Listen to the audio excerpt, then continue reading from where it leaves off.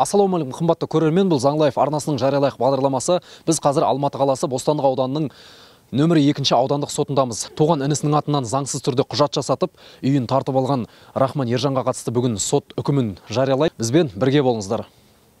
Біз Бостандық ауданының қылмыстық істер жөнінде сотқа келдік. Естеріңізде болса, бұған дейін бірнеше рет сот отырысына қатысқанбыз. Яғни біздің қорғауымыздағы жәбірленуші Рахман Шалқардың атына тіркелген үйді өзінің туған ағасы қолды қылып, жалған құжаттар жасап, кейіннен өзінің көңілдесі тоқалына үйді сыйлап жіберді деген айтқан болатынбыз. Және сол бойынша қылмыстық іс қозғалып, қазір сотта іс қаралып, бүгін сот өзінің үкімін жариялайды. Соттан шыққаннан кейін міндетті түрде сіздермен бөлісеміз, қандай үкім қабылданған. Біз енді ол жерде жаңағы куә ретінде тартылған Шекер Ақсарайға қатысты да бөлектеп қаулы шығаруды, яғни оған қатысты қылмыстық істің құрамы бар екенін хабарлап сотқа айтқан болатынбыз. Сот енді өзінің үкімімен қоса оған бөлек қаулы шығара ма, шығармай ма, оны да сол жаңағы кеңесі бөлмесіне барғанда шешім қабылдайтынын айтқан болатын.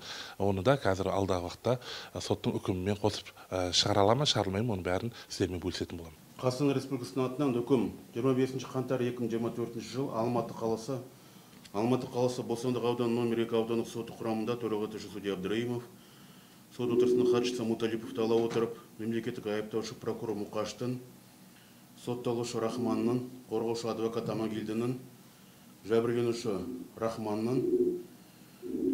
Рахманның өкілдері Кішкенбаев пен Нұрлановтың қатысуларымен ашық бас сот талқылауында сот ғимаратында дыбыс бейне жазу қолдану арқылы жалпы тәртіппен қылмыстық іс қарады.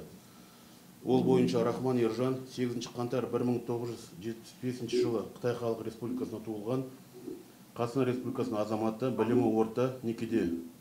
Кәмелет жасқа толмаған 3 баласы бар, жұмыссыз, Алматы қаласы Көкмайса Ықшам ауданы 4-ші үй, 13-ші пәтер тұрғыны. Қазақстан Республикасының Қылмыстық кодексінің 385 бабының 1 бөлігінде 190 бабының 4 бөлігінің 2 тармағында көрсетілген қылмыстық құқық бұзушылықтар жасау бойынша айыпталу сотқа берілген.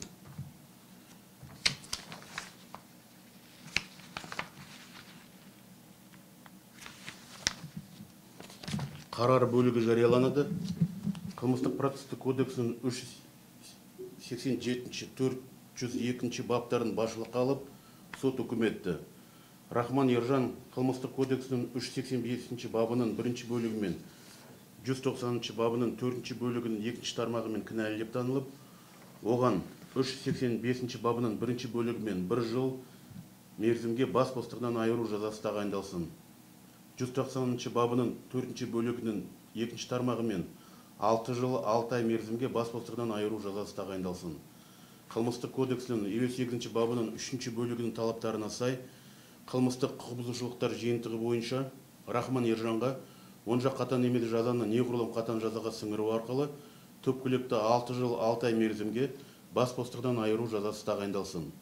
Бас бостандығынан айыру жазасының өтеуі қылмыстық атқару жүйесінің орташа қауіпсіз мекемелерінде тағайындалсын. Жазаны өтеу мерзімі үкім заңды күшіне енген күннен бастап есептелсін.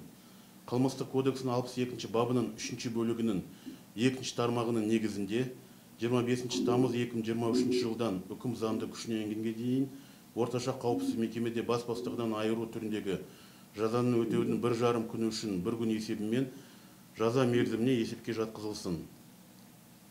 Рахманға қолданылған күзетпен ұстау бұлтартпау шарасы өзгеріссіз қалдырылсын.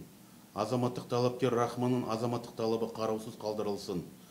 Рахманның мемлекеттің пайдасына 841 теңге процессуалдық шығын, Қазақстан Республикасының жәбірленушілер өтемақы қорына 61.260 теңге мәжбүрлі төлем өндірілсін. Іс бойынша Рахман Ержан, сұрақ бар ма?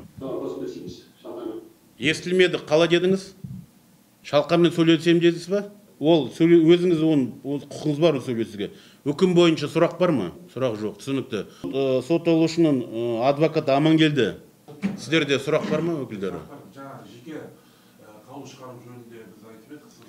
Жеке қаулы бойынша мен жаңа түсіндіріп айттым.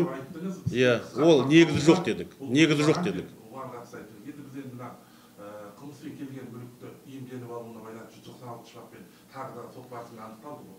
Ол туралы бұзылмаған қаулы бар. Шекер Ақсарай бойынша іс қысқартылды. Тергеушімен. Вот. Енді 196 біз ол айыптан шектен шыға алмаймыз біз. 340 бабы бойынша. Сондықтан, егер сіздер Шекер Ақсарайда әрекетінде қылмыстық кодексінің 196 бабы бар десеңіздер, ол үшін мұны полиция қызметкерлеріне немесе прокурор органына арыздануға құқықтарыңыз бар. Басқа сұрақ жоқ қой. Сұрақ болмас, прокурор сұрақ жоқ қой. Сұрақ жоқ. Сот отырысын жабық деп жариялаймыз. Бостандық ауданының қылмыстық істер жөнінде соттан шықтық. Қазір сот өзінің үкімін жариялады. Яғни біздің сенім білдіруші Рахман Шалқардың арызы бойынша қозғалған қылмыстық іс бойынша өзінің туған ағасы Ержан Шалқарға қатысты сот 6 жыл 6 айға бас бостандығынан айыру түріндегі жаза тағайындады. Яғни естеріңізде болса, Ержан Шалқар деген жаңағы өзінің туған інісінің үйін өзінің атына жалған құжаттар жасау арқылы өзінің көңілдес тоқалына үйді аударып жіберген болатын. Сөйтіп інісі далада қалған, үйсіз күйсіз. Қазір уақытта сот 6 жыл 6 ай бас бостандығынан айыру жазасы тағайындады.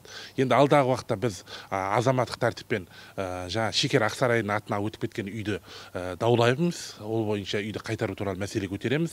Сонымен қатар біз енді қылмыстық істе қаралып жатқан кезде сотқа жаңағы Шекер Ақсарай деп жаңағы көңілдес тоқалына қатысты бөлек қаулы шығаруды сұрағанбыз, бірақ сот өзінің қылмыстық істің шегінен шыға алмаймын деп оған бөлек шағымданатындығы туралы түсіндірді.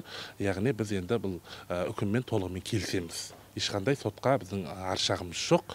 Алдағы уақытта азаматтық талаппен тағы да жаңағы үйді даулау туралы сотқа азаматтық іспен сотқа шығатын боламыз. Сонымен қымбатты көрермен, біз қазір Рахман Ержанның ісіне қатысты сот отырысынан шықтық.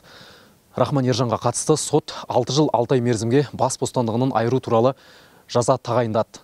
Жәбірленуші Рахман Шалқардың адвокаты алдағы уақытта Шекер Ақсарайға қатысты азаматтық тәртіппен сотқа беретінін жариялады. Бізде жариялайық бағдарламасы бұл істі өзіміздің қадағалауымызда ұстаймыз. Рахат Қосай, Жақсылық Тұрғанбаев, Заңлайф арнасы.